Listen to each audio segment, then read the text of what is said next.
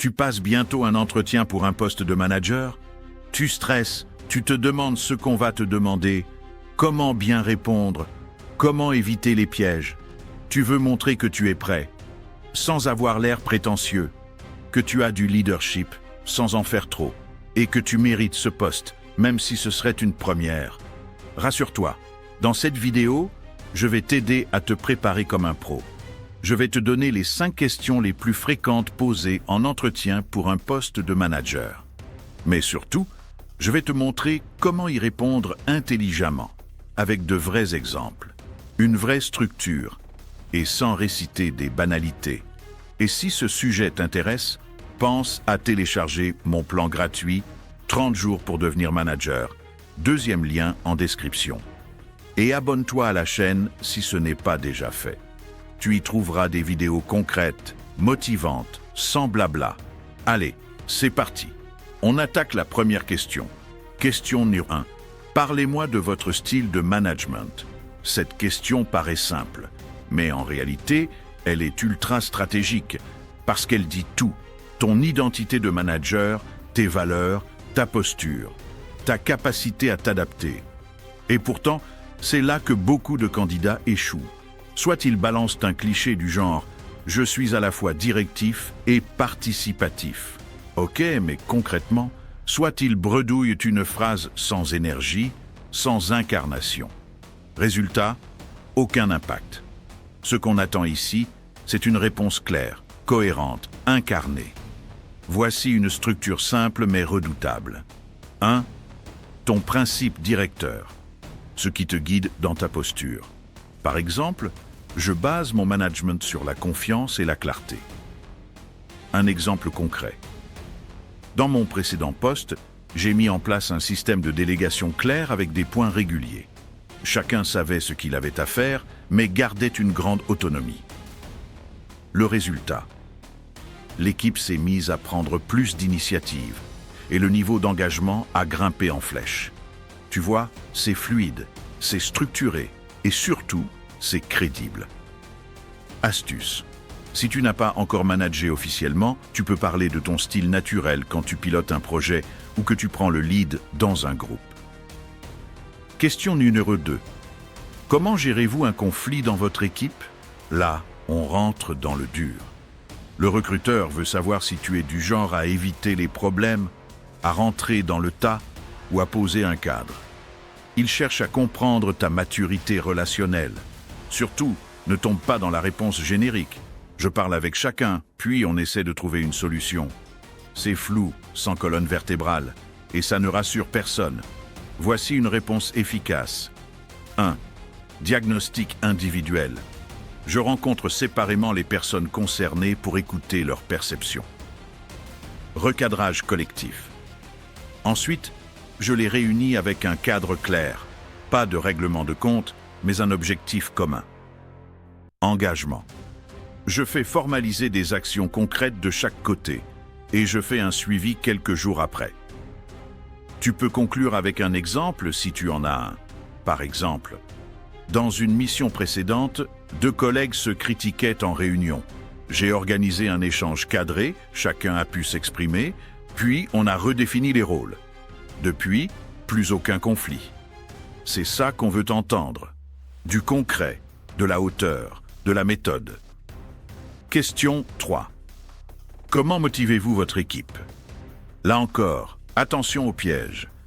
Dire « je motive en étant positif » ou « je valorise les efforts » ne suffit pas. La motivation d'une équipe, ce n'est pas un concept, c'est une mécanique. Voici une analogie parlante.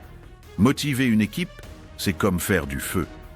Il te faut du bois sec, un objectif clair, utile, aligné, de l'oxygène, de l'autonomie, de la confiance, une étincelle, de la reconnaissance. Tu peux structurer ta réponse ainsi. Je motive en créant un cadre stimulant. Je clarifie les enjeux, je donne des marges de manœuvre et je valorise chaque effort visible, même petit. Et si tu veux marquer les esprits, ajoute une touche personnelle. Par exemple, dans mon précédent poste, j'ai mis en place un petit rituel de victoire de la semaine. Résultat, L'ambiance a changé en 3 semaines. C'est cette capacité à créer une dynamique positive qui fait la différence entre un manager ordinaire et un leader inspirant. Question numéro 4. Comment vous imposez-vous face à un collaborateur plus expérimenté que vous? Là, on teste ta posture de leader.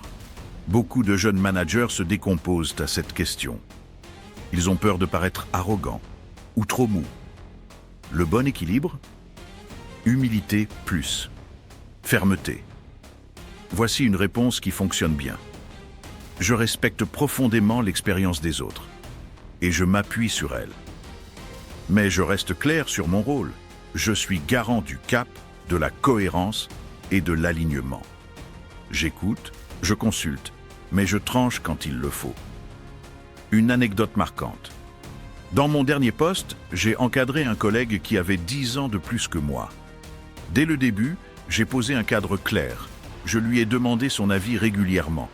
Mais j'ai aussi su lui dire non quand c'était nécessaire. Et il m'a respecté pour ça. Ce que veut le recruteur, c'est voir si tu peux tenir ton rôle sans complexe. Pas dominer, mais incarner. Question numéro 5. Quelles erreurs avez-vous faites en tant que manager et qu'en avez-vous appris? C'est la question piège. Et en même temps, c'est la plus précieuse. Parce qu'elle révèle ton niveau de conscience, ton humilité, ta capacité à apprendre. La pire réponse possible: je n'ai pas vraiment fait d'erreur. C'est soit faux, soit inquiétant. Voici une réponse efficace. Ma première erreur, vouloir tout valider. J'avais du mal à déléguer. Je pensais que, pour être crédible, je devais tout contrôler. Résultat, j'étais épuisé et l'équipe frustrée. J'ai appris que faire confiance, ce n'est pas un risque, c'est un levier.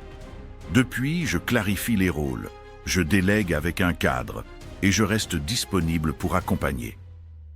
Ce type de réponse montre que tu es lucide, que tu as progressé et que tu es capable de te remettre en question. Un vrai signal de maturité. Maintenant, dis-moi en commentaire, laquelle de ces 5 questions te mettrait le plus en difficulté aujourd'hui? Ou laquelle tu redoutes le plus? Je lis tout et je m'en inspire pour les prochaines vidéos. Et si tu veux aller plus loin, la prochaine vidéo t'aidera à réussir tes premiers 30 jours en tant que manager. Car c'est souvent là que tout se joue. Alors pense à t'abonner et à activer la cloche. Pour résumer, voici les 5 questions incontournables en entretien pour un poste de manager. 1. Quel est ton style de management? Comment gères-tu un conflit? Comment motives-tu ton équipe? Comment fais-tu face à quelqu'un de plus expérimenté? Quelle erreur as-tu faite et qu'en as-tu tiré? Prépare ces réponses, pas pour les réciter, mais pour y réfléchir vraiment. Parce qu'un bon entretien, ce n'est pas une performance, c'est un moment de clarté. Un moment où tu montres que tu es prêt ou prête. Si cette vidéo t'a aidé, pense à liker, à la partager à un ami ou une collègue qui passe bientôt un entretien. Et surtout, abonne-toi, parce que tu n'es pas là pour stagner, tu es là pour passer au niveau supérieur. Cela étant dit, merci d'avoir regardé et à la prochaine fois.